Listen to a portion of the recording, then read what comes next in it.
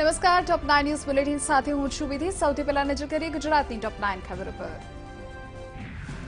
Corona સંકટને ધ્યાનમાં રાખીને શિક્ષણ મંત્રાલયે વિદ્યાર્થીઓ અને વાલીઓને મોટી રાહત આપી। શિક્ષણ પ્રધાન રમેશ પોખરિયાલે કહ્યું છે કે આગામી જાન્યુઆરી અને ફેબ્રુઆરી સુધી સીબીએસઈની પરીક્ષાઓ નહીં યોજાય। સીબીએસઈની પરીક્ષાઓ રદ નહીં થાય। પરીક્ષાઓ ચોક્કસથી યોજાશે, પણ વિદ્યાર્થીઓના ભવિષ્યને જોતા પરીક્ષાઓ કરાવવી ખૂબ જ જરૂરી હોવાનું કહ્યું। આગામી વર્ષે માર્ચની શરૂઆતમાં પરીક્ષાઓ યોજાય તેવી સંભાવના।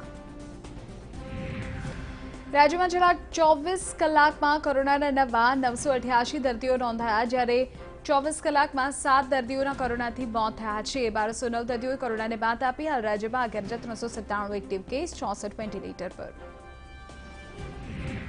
કલોલની કેટન સિટી સોસાયટીમાં એક બંધ મકાનમાં ગેસ પાઇપલાઇનમાં ધડાકો થતાં સમગ્ર કલોલ શહેર અચમચી ગયું। આ બ્લાસ્ટમાં એક વ્યક્તિનું મોત થયું છે, જ્યારે 4 લોકો ઇજાગ્રસ્ત થયા છે। બ્લાસ્ટની તીવ્રતા એટલી હતી કે સોસાયટીના અન્ય મકાનોના કાચ તૂટી ગયા। જે મકાનમાં ધડાકો થયો હતો એ સંપૂર્ણ ધરાશાયી થયું। ઘટનાની જાણ થતાં પોલીસ, ગેસ કંપની તેમજ ફાયરની ટીમ ઘટનાસ્થળે પહોંચી હતી।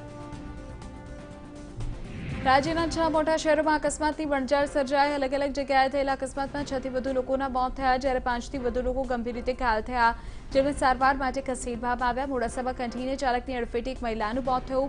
મહેસાણાના પંચોળ તળાવમાં કાર ખાબકતા 3ના મોત થયા। કઠલાલ ઓવરબ્રિજ પર ટ્રક સાથે ટક્કર થતાં એક યુવકનું મોત થયું।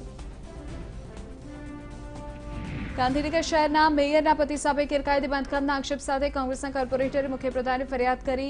વોર્ડ નંબર 6 ના મહિલા કોર્પોરેટર પિંકી પટેલે મેયરના પતિ વિરુદ્ધ મુખ્યપ્રધાને લેખિત ફરિયાદ કરી, જેમાં તેમણે લખ્યું કે સેક્ટર 11માં આવેલી વાણિજ્ય બિલ્ડિંગોમાં નિયમ પ્રમાણે બાંધકામ થયા છે કે કેમ તે જાણવા માટે તેમણે માહિતી માંગી હતી, પરંતુ આજ દિન સુધી માહિતી મળી નથી।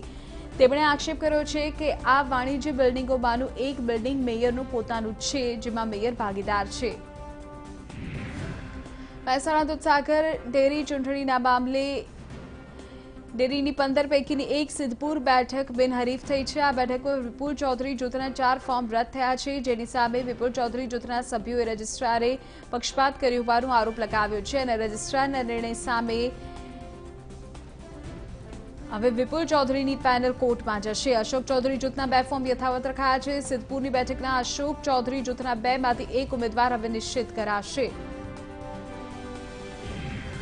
એરંડાના ટેકાના ભાવને લઈને ઉત્તર ગુજરાતમાં ખેડૂતો મૂંઝવણમાં છે, ત્યારે રાજ્યસભાના સાંસદ જુગલજી ઠાકોરે આ અંગે કેન્દ્રીય કૃષિ પ્રધાનને લેખિતમાં રજૂઆત કરી। તેમણે કહ્યું કે કૃષિ પ્રધાન સાથે ખેડૂતોના પ્રશ્નોને લઈને વિગતવાર ચર્ચા થઈ, અને આગામી સમયમાં જ્યારે સંસદનું સત્ર ચાલુ થશે ત્યારે બધી ચર્ચા પણ થશે, અને આગામી સમયમાં ખેડૂતોની આવક બમણી કરવાની દિશામાં પ્રયાસ કરાશે। સાથે તેમણે કહ્યું કે રાજ્યમાં જુદા જુદા ખરીફ અને રવિ પાકો થતા હોય છે। ઉત્તર ગુજરાતમાં તમામ જિલ્લાઓમાં એરંડાનું વાવેતર મોટા પ્રમાણમાં થતું હોય છે। સરકાર દ્વારા યોગ્ય ટેકાના ભાવ નક્કી કરવામાં આવે તો ખેડૂતોને કપરી આર્થિક પરિસ્થિતિમાંથી રાહત મળશે। બનાસકાંઠાના થરાદના કોંગ્રેસના ધારાસભ્ય ગુલાબસિંહ રાજપૂત ખેડૂતોની વારે આવ્યા છે। ગુલાબસિંહ રાજપૂતે નાયબ મુખ્યપ્રધાન નીતિન પટેલને પત્ર લખ્યું છે, અને બનાસકાંઠાના ખેડૂતો માટે સિંચાઈ અને નર્મદાનું પાણી આપવાની માંગણી કરી છે। પત્રમાં તેમણે નાયબ મુખ્યપ્રધાનને પ્રશ્ન કર્યો છે કે સુજલામ સુફલામ કેનાલમાં 12 માસ પાણી હોવા છતાં બનાસકાંઠાને પાણી કેમ નથી આપવામાં આવતું। બનાસકાંઠા જિલ્લાના ડીસામાં અસામાજિક તત્વોનો આતંક જોવા મળ્યો। સ્વેટરના વેપારી સાથે ભાવને લઈને રકઝક થઈ તો કેટલાક લોકો તલવાર અને લાકડી સાથે ધસી ગયા। આ શખ્સોએ તલવાર મારતા વેપારી ઘાયલ થયો, ઇજાગ્રસ્ત વેપારીને સારવાર અર્થે ખસેડાયો। આ મારામારીની જાણ થતાં ડીસા પોલીસના કાફલા ઘટનાસ્થળે પહોંચી તપાસ હાથ ધરી।